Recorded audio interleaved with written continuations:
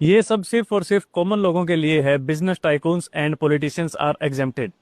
काफी सारे कमेंट्स आते हैं जिसमें लोग लिखते हैं कि इनकम टैक्स डिपार्टमेंट सिर्फ कॉमन लोगों को नोटिस भेजता है, बड़े टाइकून्स या पॉलिटिशियंस को नोटिस भेजकर दिखाओ। सो देखो, मेरा ये वीडियोस बनाने का मेन पर्पस ये है कि जो आम आदमी, जो मेरे व्यूअर्स हैं, वो उन गलतियों से सीखें जो दूसरे आम आदमियों ने की थी और उनके ऊपर टैक्स लग गया था, पेनल्टी लग गई थी और इंटरेस्ट लग गया था। इसीलिए मैं सिर्फ उन्हीं केस स्टडीज को आपके सामने डिस्कस करता हूं जिनसे आपको कुछ सीखने को मिले कि हम ज्यादा क्रेडिट कार्ड का इस्तेमाल करेंगे तो हमारे साथ क्या हो सकता है। अगर हम कोई प्लॉट खरीदें या बेचेंगे और इनकम टैक्स रिटर्न फाइल नहीं करेंगे तो क्या हो जाएगा, डिपार्टमेंट का कोई नोटिस आएगा, उसका जवाब नहीं देंगे तो पेनल्टी लगेगी, मिस रिपोर्टिंग की पेनल्टी लगती है, अनएक्सपेंड मनी हो उसकी पेनल्टी लगती है, मैं कैश डिपॉजिट करूंगा अगर बैंक के अंदर बहुत ज्यादा तो वहां से मेरे पास नोटिस आ सकता है। तो ये सब चीजें आप लोगों को सिखाने के लिए मैं आम आदमी के केसेस पिक करता था, जिससे कि जो मेरे व्यूअर्स आम आदमी हैं उन्हें कुछ सीखने को मिले।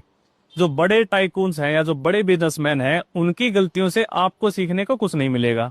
उनके पास बड़े अच्छे अच्छे तकड़े तकड़े सीए होते हैं, वो उन्हें बता देते हैं कि उन्हें क्या नहीं करना है। वो उनकी इनकम टैक्स रिटर्न भी फाइल करवाते हैं, उनका सब कुछ मेंटेन करते हैं।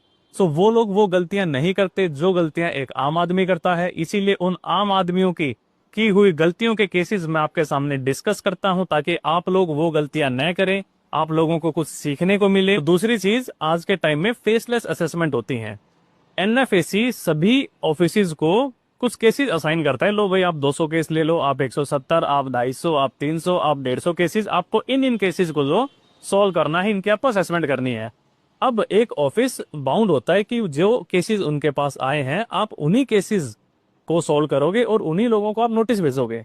आप अपनी मर्जी से किसी भी ठेले वाले को या किसी भी गरीब को या किसी भी अमीर को या किसी भी पॉलिटिशियन को या किसी भी इंसान को आप अपनी मर्जी से नोटिस नहीं भेज सकते।